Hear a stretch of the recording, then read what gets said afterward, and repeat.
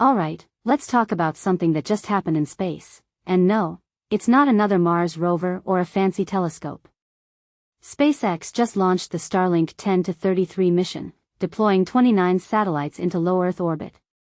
But here's the thing, this isn't just another routine launch. Personally, I think what makes this really interesting is how it fits into the bigger picture of SpaceX's ambitions. This isn't just about internet coverage, it's about Elon Musk's vision of a connected world, and frankly, it's moving faster than most people realize. The mission kicked off on March 19, 2026, at 10:35 a.m. Eastern Daylight Time from Cape Canaveral. Now, launches are cool, but what caught my attention was the Falcon 9's first stage booster, B-1077. This thing has now flown 27 times. Let that sink in. Reusability isn't just a buzzword for SpaceX, it's their secret sauce. In my opinion, this is where SpaceX is light years ahead of everyone else.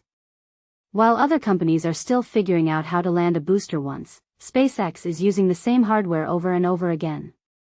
It's like they're playing chess while everyone else is still at checkers.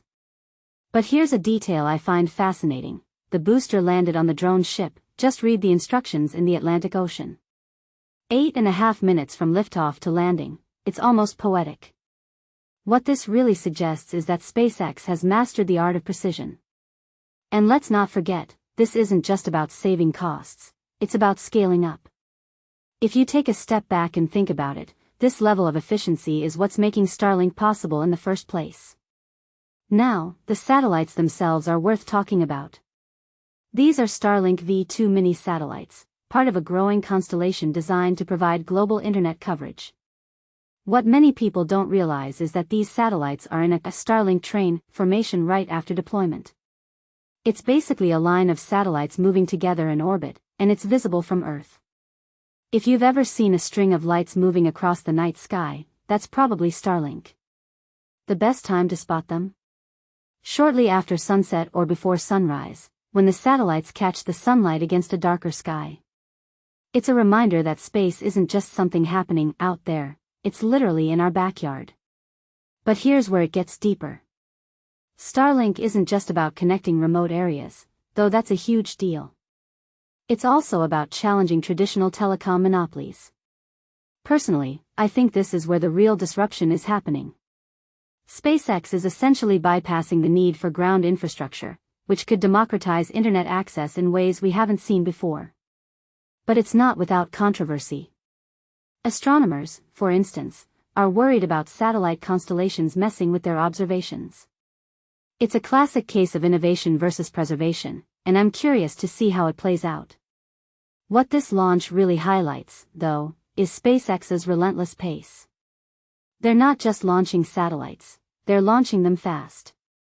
This mission marks another step toward their goal of a fully operational Starlink network. And if you ask me, it's not a matter of if, but when. The question is, what does a world with universal internet access look like? Will it bridge the digital divide, or will it create new ones? This raises a deeper question. Are we ready for the implications of what SpaceX is building? So, here's my closing thought. SpaceX's Starlink missions are more than just rocket launches. They're a glimpse into a future where space isn't just for astronauts and scientists, it's for everyone. Whether you're a skywatcher spotting a Starlink train or someone in a remote village getting internet for the first time, this is a moment to pay attention to. Because, in my opinion, SpaceX isn't just changing the space industry, they're changing the world. What do you think? Are we ready for this future, or is it happening too fast? Let me know in the comments.